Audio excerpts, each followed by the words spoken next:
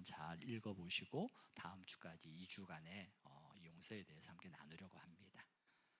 성경 보겠습니다. 사도행전 2장 42절에서 47절입니다.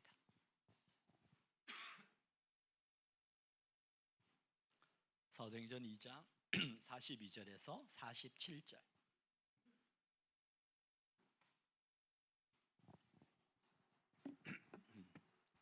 사도행전 2장 42절에서 47절입니다.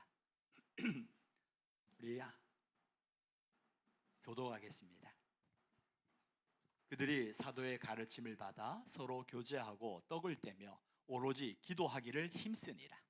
사람마다 말을 두려워하는데 사도들로 말미암아 기사와 표적이 많이 나타나니 믿는 사람이 다 함께 있어 모든 물건을 서로 통용하고 또 재산과 소유를 팔아 각 사람의 필요를 따라 나눠주며 날마다 마음을 같이하여 성전에 모이기를 힘쓰고 집에서 떡을 떼며 기쁨과 순전한 마음으로 음식을 먹고 하나님을 찬미하며 또 온 백성에게 칭송을 받으니 주께서 구원받는 사람을 날마다 더하게 하시니라. 아멘. 여러분 다시 축복할까요? 내 영혼이 잘된 같이 범사에 잘되고 강건케 됨을 주의 이름으로 선포합니다. 옆 사람 축복합니다. 내 영혼이 잘된 같이 범사에 잘되고 강건케 되기를 주의 이름으로 축복합니다. 축복할 때는 웃으면서 축복하는 거예요. 여러분, 제가 간혹 이런 질문들을 드린 적이 몇 번 있었던 것 같아요. 우리 교회가 어떤 교회가 됐으면 좋겠는가? 건강한 교회. 그렇다면 건강한 교회는 어떠한 교회인가? 여러분, 건강한 교회는 어떤 교회예요? 많은 분들이 이렇게 이야기를 합니다. 말씀이 강해야 됩니다. 기도가 뜨거워야 돼요. 찬양이 열정적이어야 돼요. 아이들의 웃음소리가 많은 게 건강한 교회예요. 또 어떤 분은 이야기합니다. 주차장이 있는 교회가 건강한 교회예요. 여러분, 어떤 교회가 건강한 교회일까요? 맞아요. 이 많은 지금 이렇게 이야기한 모든 것도 건강한 교회지만 우리가 인생에 있어서 어떠한 어려움이 있거나 문제를 발생할 때 우리는 항상 그 답을 찾아야 돼요. 어디에서? 말씀에서. 그래서 제가 성경을 여러분들에게 성경은 무엇다? 라고 딱 정의 내린 적이 있어요. 성경은 뭐다? 우리를 향한 하나님의 뭐다? 편지. 따라해보세요. 성경은 우리를 향한 하나님의 러브레터다. 사랑의 편지예요. 그래서 하나님께서 우리 인생 가운데 모든 문제들에 대한 답이 성경에 있다라는 거예요. 또 우리 인생에 성경은 내비게이션이다라고 말을 합니다.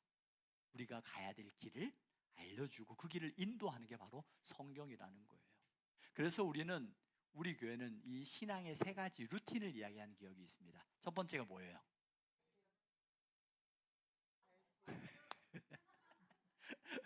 뭐예요? 말씀, 기도, 감사. 매일 말씀을 읽는 것과 그리고 기도하는 것과 감사하는 거예요. 여러분들이 이 3가지를 매일매일 꾸준하게 한번 해보세요. 꾸준하게 하다 보면요, 그 꾸준함을 통해서 여러분의 영혼이 살아나고 영혼이 살아날 때 여러분의 삶에 하나님의 말씀의 능력이 나타나는 것을 경험하게 되어져요. 해보세요. 매일 하루에 1장 이상 말씀 한번 읽어보세요. 소리내서 읽으면 더 좋아요. 그리고 기도해보세요. 처음에는 여러분 아마 자신과 가족들을 위해서밖에 기도하지 않을 거예요. 그러다가 조금 더 기도의 시간이 지나면 우리 목사님 생각이 나네? 목사님을 위해서 기도해야지. 우리 구역 식구들을 위해서 점점 기도의 지경이 넓어져 가겠죠.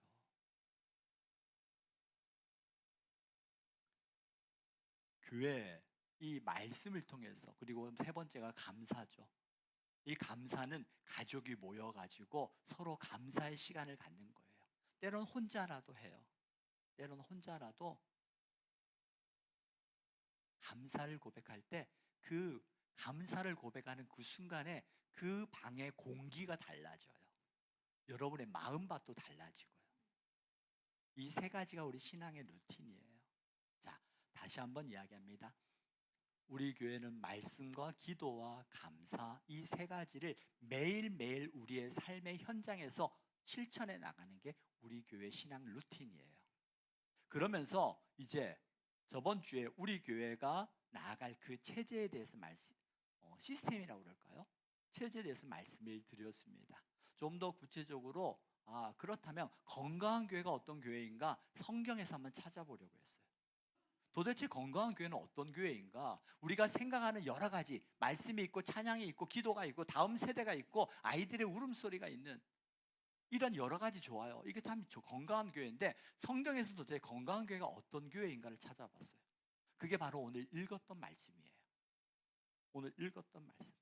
초대교회 보면은 건강한 교회 모습이 어떠한 모습인지를 나와 있습니다. 그들은 어땠어요?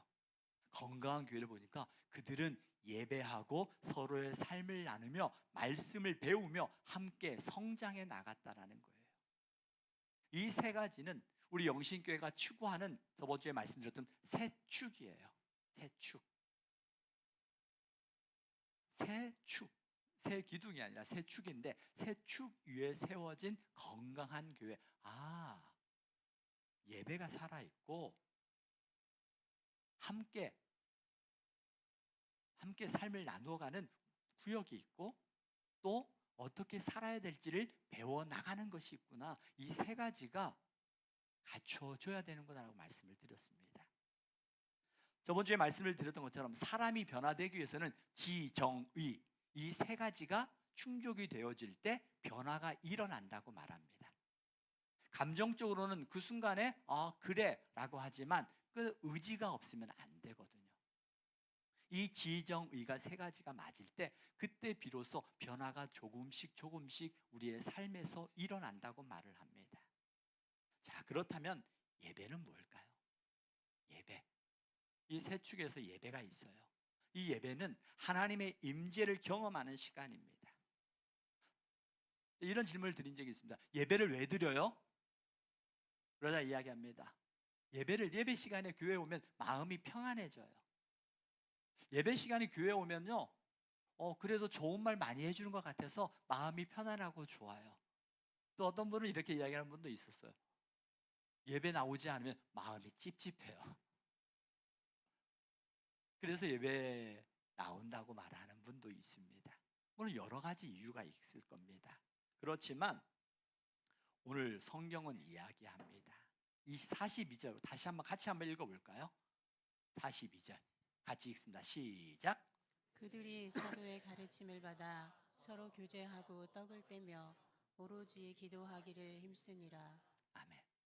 예배는 그저 내가 위로받고 그냥 좋은 이야기 듣고 마음이 편안해지는 그냥 찜찜함을 좀 면할 수 있는 그렇게 드려지는 게 예배가 아니라는 거예요. 예배는 하나님 앞에 하나님 말씀과 하나님의 임재 앞에 내 자신이 무릎 꿇는 시간이 예배예요. 이 예배는 내가 마음이 편안해지려고 드려지는 게 아니라 그 하나님의 임재 앞에 내가 무릎 꿇는 시간이 예배라고 말씀을 드렸습니다. 예배는 그저 내가 위로받는 시간이긴 이전에 예배는 뭐냐면요, 나 같은 죄인을 살리신 주님의 은혜가 너무나 크고 감사해서 그 은혜 앞에 내가 감사함으로 드려지는 게 예배예요. 그래서 예배에는 헌신이 있고요, 결단이 있는 거예요. 제가 청년부를 사역할 때입니다. 한 청년이 와서 저한테 그런 얘기하는 거예요. 예배가 너무 재미없어요. 너무 지루하고 재미가 없어요 라고 말하는 거예요.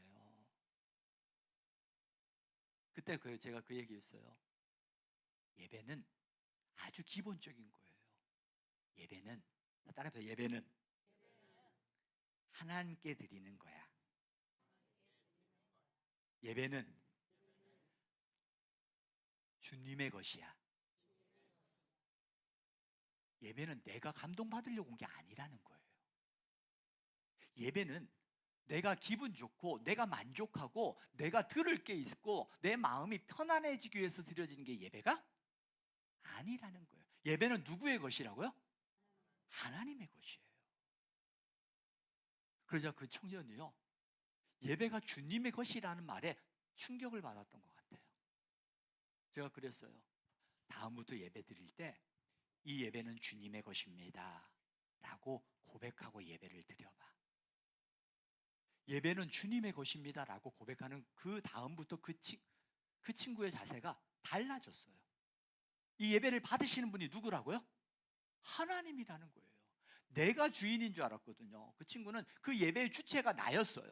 내가 좋아, 내가 기쁘고 내가 들을 게 있고 내 마음에 쏠깃한 이야기들이 있으면 그 예배는 좋은 예배고, 내가 별로 재미없고 감동도 없고 재미도 없고 지루해요.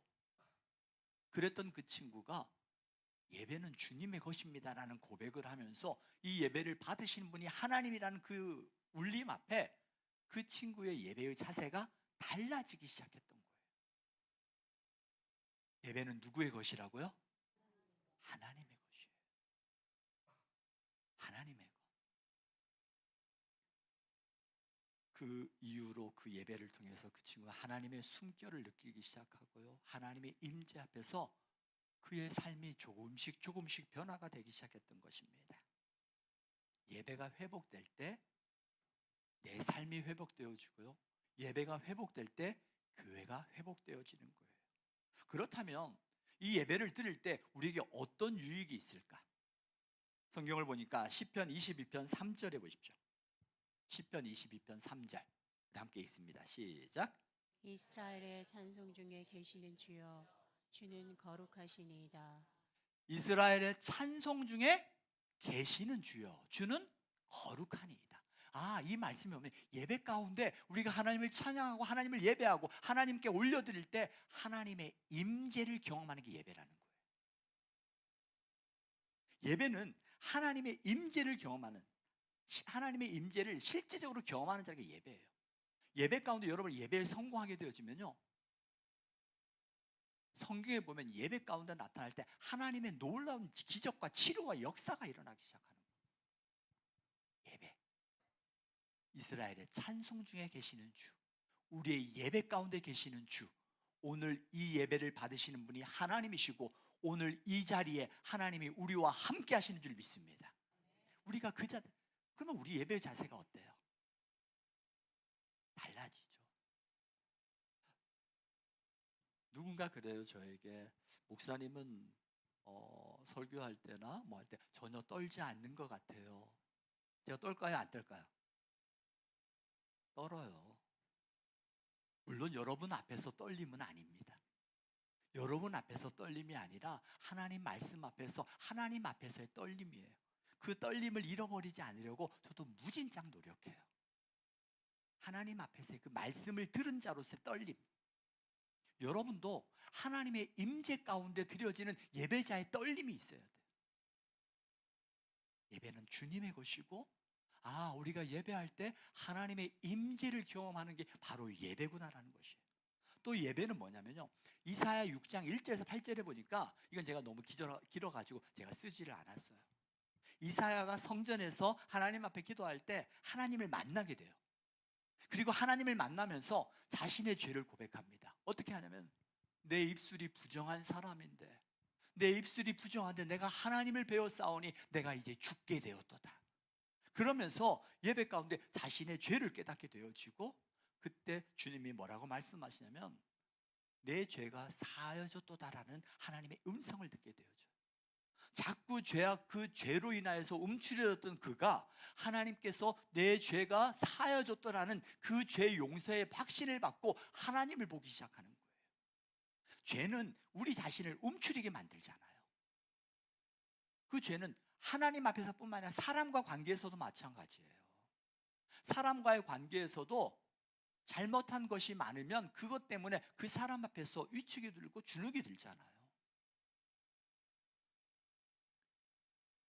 이사야가 자신의 죄를 깨달았지만 죄를 깨달은 걸로 끝나는 것이 아니라 죄를 용서하시는 내 죄가 사하여졌다는 하나님의 음성을 듣게 되어지고 그 음성을 통하여서 이제 주님의 음성을 또 들려오는 거예요. 내가 누구를 보내며 누가 우리를 위하여 갈고 라고 주님 말씀하실 때 그때 우리가 잘 알고 있는 것처럼 이사야 선지자 주님 내가 여기 있사오니 나를 보내소서. 예배는 하나님의 임재를 경험하는 것이 예배고 또한 예배는 내 방향, 내가 어디로 가야 될지 내 삶의 방향이 회복되어지는 게 예배라는 거예요. 내 마음대로 내 뜻대로 내 마음대로 살았던 내가 이제는 그 말씀을 통해서 다시금 내 삶의 방향을 결정하는 게 예배라는 거예요. 따라해보세요. 예배는 방향을 설정하는 것이다. 예배는 우리의 정체성을 회복할 뿐만 아니라 내 삶의 방향을 결정하는 게 예배라는 거예요. 또 예배가 주는 유익이 뭘까 보니까 사도행전 13장 2절에 보십시오. 같이 한번 읽어보겠습니다. 시작. 주를 섬겨 금식할 때에 성령이 이르시되 내가 불러 시키는 일을 위하여 바나바와 바울을 뜨라 하시니. 예배는요, 오늘 이 사도행전 13장의 말씀이 뭐냐면 바울과 바나바와 바울을 안디옥 교회에서 선교사로 파송하는 그 자리거든요. 예배는 그 예배 가운데 하나님의 임재를 경험하고 그 예배를 통해서 내가 누구인지 정체성이 회복되어질 뿐만 아니라 내 삶의 방향을 설정하는 게 예배라고 말씀드렸잖아요. 또 예배를 통해서 우리 공동체가 함께 나아갈 하나가 되어지게 하는 것, 공동체를 하나 되게 하는 거예요. 그리고 공동체가 하나 되어지고 그 공동체가 한 방향으로 나가는 게 예배라는 거예요. 예배가 이렇게 소중한 거예요. 초대교회는요, 예배 가운데 하나님의 뜻을 받았고 예배 가운데 선교적 결단을 내린 게 예배였어요. 그래서 안디옥 교회가 그 당시에 담임 목사님이었던 바나바와 바울을 이방 선교사의 선교사로 파송하게 되어지는 거예요. 무엇을 통해서? 예배를 통해서 하나님의 뜻을 알고 우리 교회가 나아갈 방향을 정했던 것이었습니다. 이게 예배구나. 이 교회가 예배가 소중한 게 바로 이것 때문이라는 거예요. 또 그렇다면 이제 예배와 함께 또 다른 축이 뭐예요? 뭐였어요? 저기 보니까 주일 예배가 있고 그 옆에 뭐 있어요? 구역 모임이 있어요. 왜 구역 모임이 중요한가? 구역 모임이 왜 소중한가? 오늘 사도행전 2장 44절 말씀 한번 읽어볼까요? 사도행전 2장 44절. 우리가 건강한 교회를 내 생각으로 찾는 게 아니라 말씀으로 찾는 거예요. 그래서 말씀으로 돌아가는 게 건강한 교회입니다. 44절 같이 읽습니다. 시작. 믿는 사람이 다 함께 있어 모든 물건을 서로 통용하고. 믿는 사람들이 다 함께 있어 서로 물건을 통용하고 함께 했다라는 거예요. 여러분 옆에 있는 분 한번 보세요. 옆에 있는 분 대해서 여러분 얼마나 잘 알아요? 잘 아는 것 같은데 잘 몰라요. 아는 것 같은데 몰라요. 정말 우리가 그냥 안녕하세요, 잘 지냈어요 라고 웃으면서 이야기하지만 정말 그 사람이 가지고 있는 그의 눈물에 대해서 알고 계시나요? 그들이 가지고 있는 아픔과 눈물이 뭔지, 그 삶에서부터 우러나오는 그 가슴 깊은 곳에서부터 쏟아져 나오는 그 눈물의 의미가 뭔지 여러분 알고 있나요? 이게 어떻게 보면 현대교회의 약점이고 현대사회의 큰 맹점 중에 하나죠. 함께 있는데 혼자 있는 것 같은, 그 공동체 속에 들어가 있는데 왠지 혼자 같은 느낌. 이것들을 극복해 주는 게 구역이에요. 구역. 구역은 바로 이와 같은 거리를 좁혀주는 게 구역이라는 것입니다. 제가 어느 교회 헌신 예배를 간 적이 있어요. 근데 거기서 헌신 예배 후에 이제 목사님과 차를 마시면서 그 옆 테이블에서 그 구역 안에서 이야기되어지는, 근데 거기는 청년들도 구역에 포함이 되어 있었어요.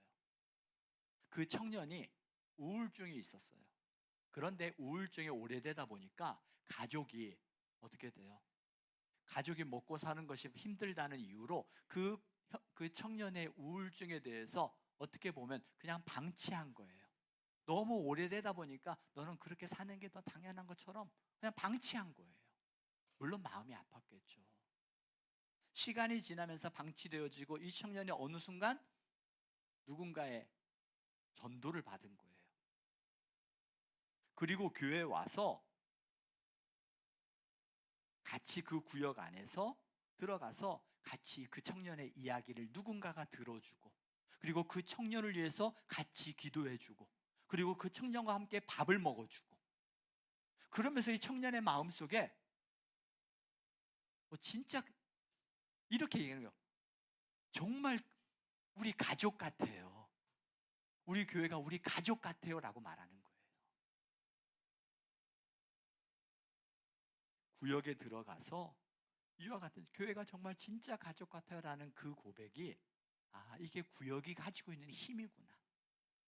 세상에서 나눌 수 없는 이야기, 우리가 저번 주에 말씀을 드렸던 것처럼 이 나눔은 그냥 그 구역 안에서 이야기하고, 그리고 하나님 앞에 입을 열릴 때는 하나님 앞에 기도할 때만 하는 거예요. 그 누구하고도 구역에서 나눴던 이야기들이 펴지면 안 되는 거예요. 그 아무리 친한 사람이라고 말하면 안 돼요. 그게 가족이더라도. 저도 그랬어요. 목사한테 이야기할 때 정말 꼭 기도가 필요할 때 목사님이 말씀하세요. 제가 그 부분에서 기도하겠습니다. 구역이 가지고 있는 이런 힘이 있다는 거예요. 그러면 우리가 구역이 그와 같은 역할을 하는 거라면 우리가 구역 생활을 잘하게 되어지면 우리의 삶에 어떤 유익이 있을까? 갈라디아서 6장 2절의 말씀을 보십시오. 갈라디아서 6장 2절. 제가 읽어볼게요. 너희가 짐을 서로 지라. 그리하면 그리스도의 법을 성취하리라. 구역이라는 것은요, 각자가 지고 있는 삶의 무게들이 다 달라요. 물론 겉에서 보면은 이 무게가 더 무거워 보이고 누구의 무게가 적어 보일지 모르지만 각자 지고 있는 무게는 내 무게가 가장 무겁거든요. 구역은 서로의 짐을 나눠지는 게 구역이라는 거예요. 한번 따라해 같이 읽어볼까요? 시작. 너희가 짐을 서로 지라. 그리하여 그리스도의 법을 성취하라. 우리가 짐을 서로 나눠지는 거예요. 물론 이런 마음의 문을 여는 것이 쉬운 건 아닙니다. 왜? 워낙 부정적인 일들이 많고 들어왔기 때문에. 남말은 새가 듣고 반말은 쥐가 듣는다 해서 이 말이 퍼져나가는 것에 대한 두려움이 얼마나 많았으면.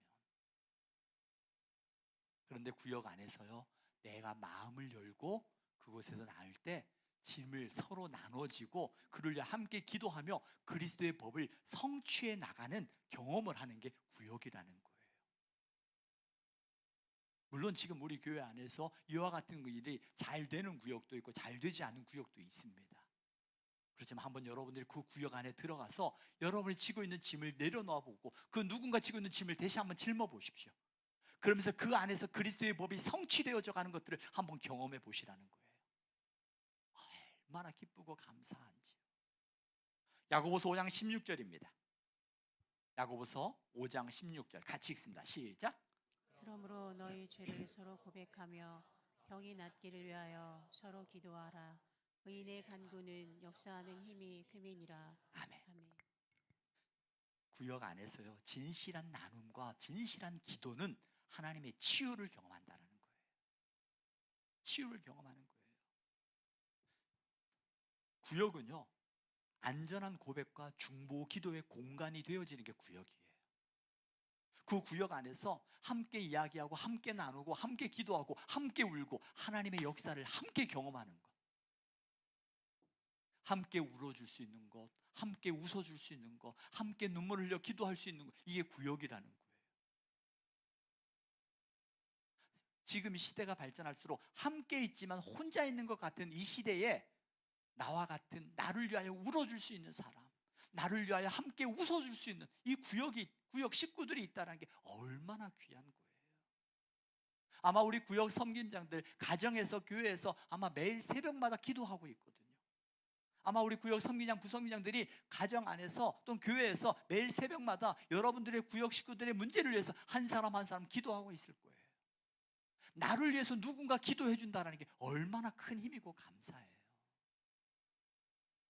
이게 구역이 가지고 있는 큰 힘이에요. 또한 잠언 27장 17절에 보십시오. 같이 한번 읽어보겠습니다. 시작. 철이 철을 여유롭게 하는 것 같이 사람이 그의 친구의 얼굴을 빛나게 하느니라. 아멘. 공동체 안에서 서로 같이 나누면서 서로가 그리스도의 제자로 만들어져 간다는 거예요. 이 사람의 연약함을 보면서 손가락질하는 것이 아니라 그의 연약함과 그의 아픔이 나만 있는 줄 알았는데 이 지체의 아픔도 있구나. 이들의 모습을 보면서 나도 그럴 수 있겠구나 라고 끊임없이 나를 다듬어 가는 거죠. 철이 철을 날카롭게 하는 것처럼 구역 안에서 내가 스스로 하나님 앞에서 나의 부족한 부분들을 다듬어져 가면서 그리스도의 제자가 되어져 가는데 하나가 될 수 있는 게 구역에 가지고 있는 큰 힘이라는 거예요.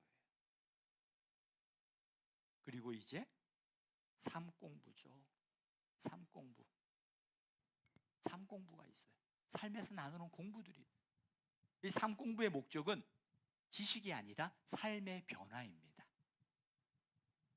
제가 이제 우리 새 가족들에 맞는 사주 성경 공부를 다시 하면 예전에 우리 교우도 아마 거의 다 했을 거예요. 확신의 삶이라고 그 사주 과정을 아마 제가 곧 개강할 겁니다. 그리고 나서 이제 삶 공부를 우리 교회도 시작하려고 합니다. 삶 공부의 목적은 지식이 아니라 내 삶의 변화예요. 변화가 일어나는 게 목적이잖아요. 그래서 이 예배가 회복되어지고 구역 안에서 삶이 회복되어지고 그리고 공부를 통해서 우리의 지식이 변화되어져서 내 삶, 지정의 이 세 가지를 통해서 우리의 삶의 변화, 누구에게로? 예수 그리스도를 닮아가는 교회. 이게 바로 우리 교회가 나아갈 방향입니다.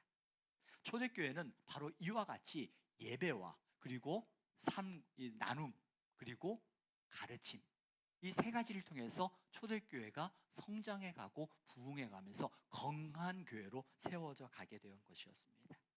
영신교회도 마찬가지입니다. 저는 이것이 단순히 시스템이 아니라 그냥 우리의 정신이 되길 원해요.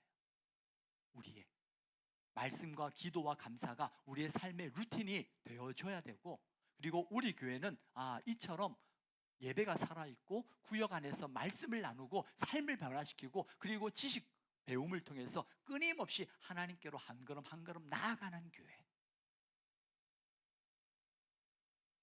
아마 우리 교우들 가운데서도 이 가르침을 하다 보면 저보다 훨씬 더 티칭 능력이 좋은 분들이 있어요. 성경적인 지식은 조금은 부족할지 모르지만 가르치는 능력은 저보다 더 좋은 분들이 있을 거거든요. 또 그런 분들을 통해서 가르칠 수 있는 지식, 성경적인 것은 제가 가르치면 되니까. 그래서 그런 분들을 통해서 그들이 가지고 있는 달란트를 통해서 교회 하나님을 위하여 쓰임받을 수 있는 거 얼마나 감사해요. 우리 교회가 나아갈 방향인 것입니다. 자, 우리 같이 한번 따라해 볼게요. 그 예배는 관람이 아니라 참여이다. 한번 띄워줘 보실래요? 그때 있을 텐데. 예배는 관람이 아니라 참여예요. 예배는 구경꾼이 여러분 구경하는 게 아니라 하나님 예배를 받으시는 그 하나님의 예배에 내가 참여하는 거예요. 예배는 관람이야 참여. 자, 두 번째, 예배는 하나님께 드리는 헌신입니다. 나를 구원하여 주신 주님의 은혜가 너무나 크고 감사해서 그 하나님 앞에 내 삶을 드리고 내 시간을 드리고 내 물질을 드리고 내가 가지고 있는 달란트를 드리는 게 바로 예배라는 거예요. 예배. 또 세 번째, 예배가 회복되면, 다 같이 읽어 시작. 예배가 회복되면 신앙이 새로워집니다. 여러분 가운데 신앙생활 10년, 20년, 30년, 40년 하면서 신앙에 매너리즘이 빠진 분이 있다면 여러분 그 예배가 죽어있기 때문이에요. 예배가 회복될 때 우리의 신앙은 날마다 새로워집니다. 하나님 나라 갈 때까지 우리의 신앙은 새로워져야 돼요. 이게 예배예요. 그렇다면 우리가 어떻게 할까요? 이 예배를 회복하기 위해서 우리가 구체적으로 무엇을 실천할 수 있을까요?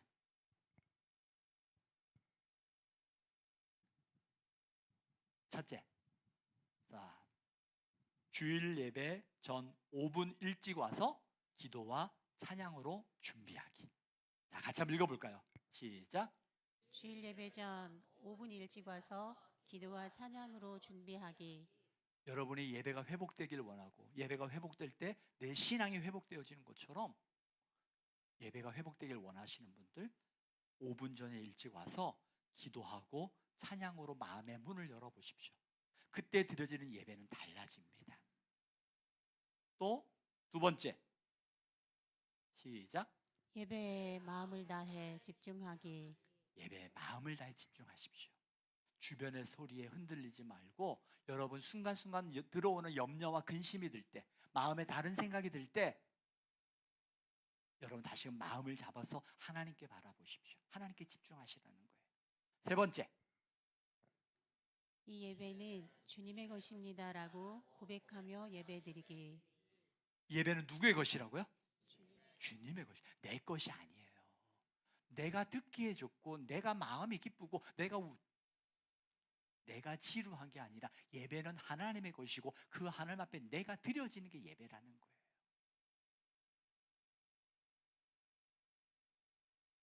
자, 이게 예배에 대한 부분이고 구역도 마찬가지예요. 구역 안에서도 나눌 때 이렇게 했으면 좋겠어요. 구역 나눔이 없는 분들은 한 번 더 참여해 보셔도 좋아요. 오후에 우리가 구역 나눔을 하는데 와서 함께 그 말씀을 나눠도 좋아요. 그래서 참석하지 않은 분들은 구역 시간에 한번 참여해 보시고, 또 두 번째로는 내 삶을 조금 더 솔직하게 나눠보세요. 솔직하게. 구역에서 나눌 때 솔직하게 이 사람이 뭐 어떻게 생각할까? 내가 이렇게 말하면 이 사람이 나에게 어떻게 받아들일까?